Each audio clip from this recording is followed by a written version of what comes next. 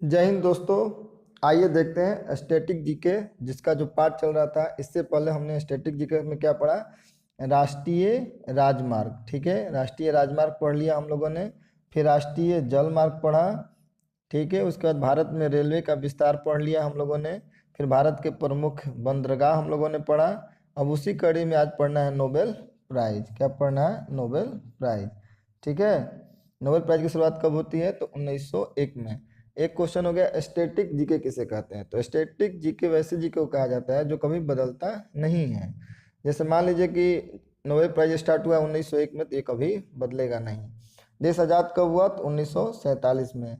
भारत छोड़ो आंदोलन प्रारंभ कब हुआ? 1942 में। तो ये सब क्या है, कभी बदलता नहीं है। तो इस प्रकार के जीके जीएस को क्या कहते हैं? स्टैटिक जीके कहा जाता है।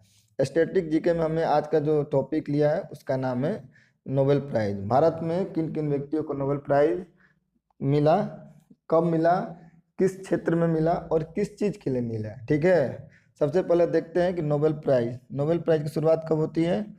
नोबेल प्राइज की शुरुआत हो जाती है 1901। 1901 से नोबेल प्राइज की शुरुआत होती है। प्रारंभ में कितने? 5 क्षेत्रों में दिया जाता था। कितने क्षेत्रों में? 5 क्षेत्रों में। और 1969 1969 में क्या किया? इसमें इकोनॉमिक यानी अर्थशास्त्र को भी जोड़ दिया गया। किसको जोड़ा गया? अर्थशास्त्र को। यानी करंट में टोटल 6 क्षेत्र में क्या किया जाता है? नोबेल प्राइज को दिया जाता है। नोबेल प्राइज क्यों दिया जाता है? तो स्वीडन के एक क्या थे? साइंटिस्ट थे। ठीक है, यानी एक वैज्ञानिक थे। कहाँ के थे? तो स्वीडन के थे। कहाँ के थे? स्वीडन के। इनका नाम क्या था? इनका नाम था अल्फ्रेड बर्नहार्ट नोबेल। क्या नाम था? Alfred Bernhard. Alfred Bernhard Nobel. ठीक है, इनकी मृत्यु हुई थी 10 दिसंबर को। तो इनकी पुण्यतिथि में इनको याद किया जाता है और 10 दिसंबर के दिन क्या किया जाता है? नोबेल प्राइज जी दिया जाता है। ठीक है, आगे देखते हैं नोबेल प्राइज के बारे में कुछ और। ठीक है, इन्होंने क्या किया था? अपने जीवन में डायनामाइट का खोज किया था। किसका खोज किया था? डायनामाइट का। किसका खोज किया? डायनामाइट का। कब किया? इन्होंने डायनामाइट का खोज किया था 1867 में। डायनामाइट का खोज किया तो इन्होंने काफ़ी प्रसन्नता हुई कि इन्होंने बहुत अच्छे चीज़ का खोज किया है। इन्होंने डायनामाइट का खोज इसलिए किया ताकि बड़े बड़े चट्टानों को आसानी से तोड़ के क्या किया जाए? उड़ाया जा सके और प्रगति और कार्य को आगे बढ़ाया जा सके।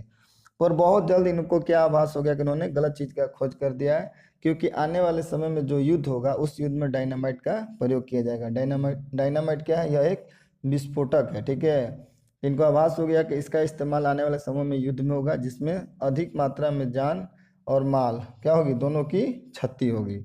इसलिए इन्होंने क्या किया? मरने से पहले अपने संपत्ति का एक क्या बोलते हैं? वसीयत बनाया। उन्होंने मरने से पहले वसीयत बना के लिखा कि मेरे धन से जो भी इंटरेस्ट आएगा, ठीक है, उस इंटरेस्ट का जो धन आएगा, ठीक है, उस धन का काम किस में किया जाएगा? लोगों को नोबेल प्राइज के तौर पे दिया जाएगा। कितने क्षेत्रों में? 5 क्षेत्रों में। चाहे वो व्यक्ति स्वीडन का हो या ना हो। ठीक है, ये जो नाम था इनका अल्फ्रेड बर्नहार्ट नोबेल। ये स्वीडन नागरिक थे जो रूस में चले गए थे। वहाँ पे क्या थे? ये इंजीनियर थे।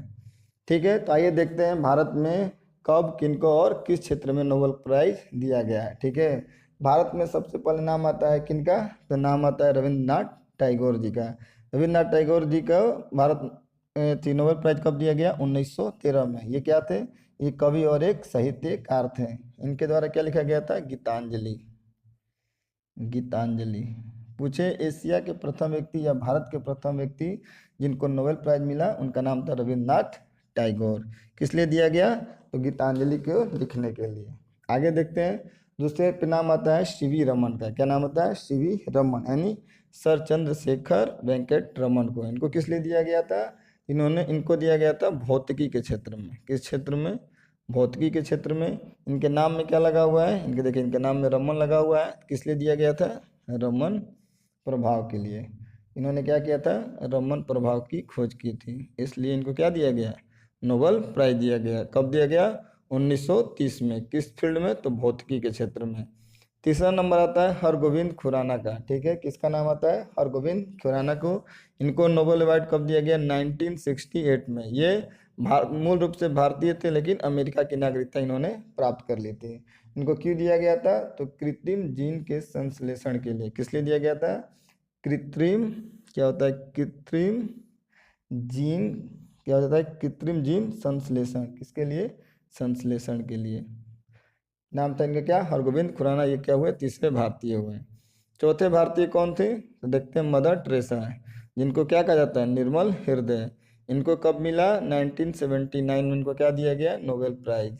और 1980 में इनको क्या दिया गया? भारत रत्न। पहले इनको मिला नोबेल प्राइज, फिर उसके बाद इनको क्या मिला? भारत रत्न। इनको किस किस क्षेत्र में दिया गया? तो शांति के क्षेत्र में। शांति के क्षेत्र में मदर टेरेसा को 1979 में नोबेल शांति का पुरस्कार दिया गया। ये चौथी भारतीय हुई। आगे देखते हैं 5वां नंबर किनका आता है? सुब्रमण्यम चंद्रशेखरम। किसका नाम आता है? सुब्रमण्यम चंद्रशेखर। इनको 1983 में, कब मिला? 1983 में। किसके लिए? इनके नाम में लगा हुआ है चंद्रशेखर। इन्होंने किसका खोज किया? चंद्रशेखर सीमा। ठीक है, चंद्रशेखर सीमा। ठीक है, इसलिए इनको क्या दिया गया? 1983 में नोबेल मिला। किस क्षेत्र में? तो हो जाएगा भौतिकी में। किसमें? तो भौतिकी में। अगला नंबर आता है, देखते हैं पांचवा आता है अमर्त्य सेन का नाम। इनका नाम आता है, 5वां नंबर आता है अमर्त्य सेन का। इनको किस क्षेत्र में दिया गया था? तो अर्थशास्त्र में। अर्थशास्त्र का नोबेल मिला। कब मिला? तो 1998 में, 1998 में इकोनॉमिक के क्षेत्र में। किसके लिए? तो कल्याणकारी अर्थशास्त्र के लिए। किसके लिए? कल्याणकारी अर्थशास्त्र के लिए अमर्त्य सेन को 1998 में नोबेल प्राइज दिया गया। आगे देखते हैं छठा नाम होगा अमर्त्य सेन का। 5वां नाम किसका आता था? सुब्रमण्यम चंद्रशेखर का। छठा अमर्त्य सेन का। 7वां हो जाएंगे वीएस नायपॉल। इनका नाम क्या है? वीएस नायपॉल। इनको कब दिया गया?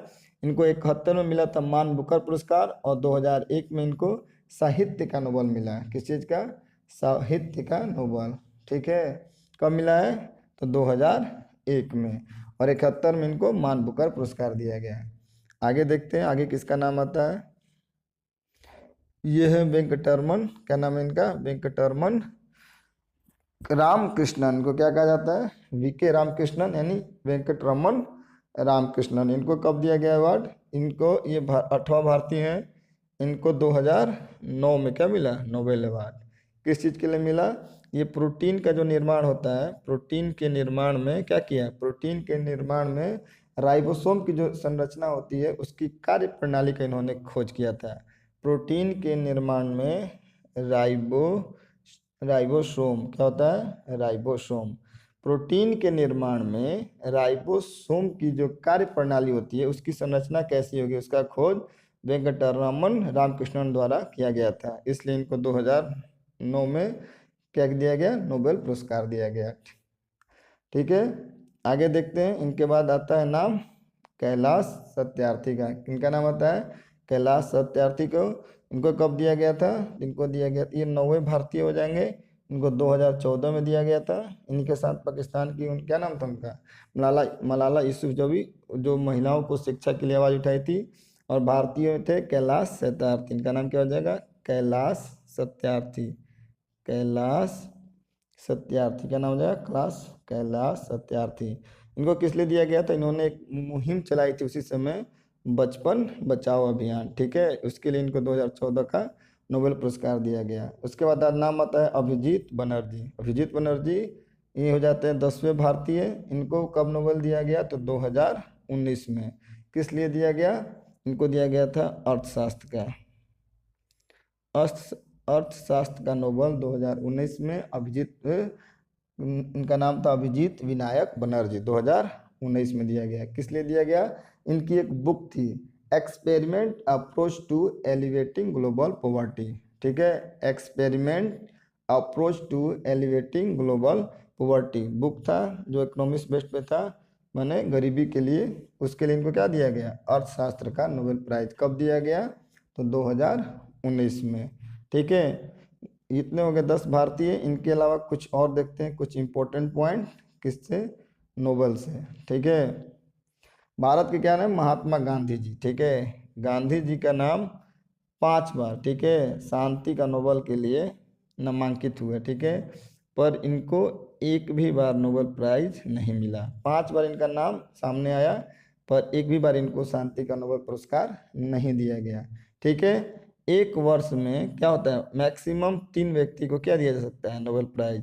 3 से ज़्यादा व्यक्ति को नोबेल पुरस्कार नहीं दिया जाता है। कुछ व्यक्ति ऐसे हैं जिनको 2 बार क्या दिया गया है, नोबेल प्राइज मिल चुका है। 2 बार नोबेल प्राइज पाने वाले में सबसे पहला नाम किसका आता है, मैडम क्यूरी का। याद रखिए मैडम क्यूरी का नाम। इनको 2 बार नोबेल प्राइज मिला है, एक बार 1903 में और एक बार मिला है 1911 में। 1903 में मिला फिजिक्स के क्षेत्र में, 1911 में मिला केमिस्ट्री के क्षेत्र में। फिजिक्स में इन्होंने क्या किया, रेडियो सक्रियता, रेडियो सक्रियता, रेडियो सक्रियता की खोज के लिए, और केमिस्ट्री में रेडियन की खोज के लिए, रेडियन की खोज के लिए, ठीक है। मैडम क्यूरी का नाम किस लिए आता है, इनको 2 बार नोबेल पुरस्कार मिला है, एक बार फिजिक्स के क्षेत्र में, एक बार केमिस्ट्री के क्षेत्र में। फिजिक्स में मिलता है कब, 1903 में, और केमिस्ट्री में मिलता है 1911 में। 11 में केमिस्ट्री, 3 में फिजिक्स। यहाँ रेडियो सक्रियता और यहाँ रेडियम की खोज होगी।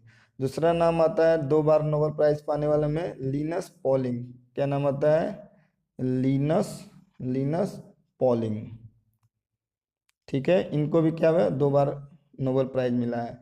तीसरा नाम आता है जॉन बॉर्डीन। किसका नाम आता है, जॉन बॉर्डीन, जॉन बॉर्डीन का नाम आता है। और चौथा नाम किसका आता है, फ्रेडरिक, इनका नाम आता है फ्रेडरिक सेगार का नाम आता है। ये 4 व्यक्ति हैं जिनको एक से अधिक यानी 2 बार नोबेल प्राइज मिल चुका है, ठीक है। इस प्रकार यह भारत के लोग जिनको अब तक का नोबेल प्राइज मिला है, ये टॉपिक समाप्त होता है। बहुत जल्द मिलते हैं कोई एक छोटा सा स्टैटिक टॉपिक लेके, क्योंकि बहुत से एग्जाम में देखा जाता है कि नोबेल से रिलेटेड सवाल अक्सर पूछ लिए जाते हैं। ये ऐसा टॉपिक है, इससे करंट का भी क्वेश्चन आता है कि करंट में नोबेल प्राइज किसको मिला है, क्योंकि ये हर साल मिलने वाला प्राइज है, ठीक है। इसकी शुरुआत कब से हुई है, 1901 से नोबेल पुरस्कार दिया जा रहा है। कितने क्षेत्र में अब दिया जा रहा है, प्रारंभ में 5 क्षेत्रों में दिया जाता था, अब टोटल 6 क्षेत्रों में दिया जा रहा है, क्योंकि इकोनॉमिक्स को भी अब जोड़ दिया गया है, ठीक है। अगर आपको यह हमारा प्रयास अच्छा लगता है तो आप हमारे चैनल से जुड़े रहिए, हमारे वीडियो को लाइक करिए और हमारे चैनल को सब्सक्राइब कीजिए। देखने के लिए आपका बहुत बहुत धन्यवाद।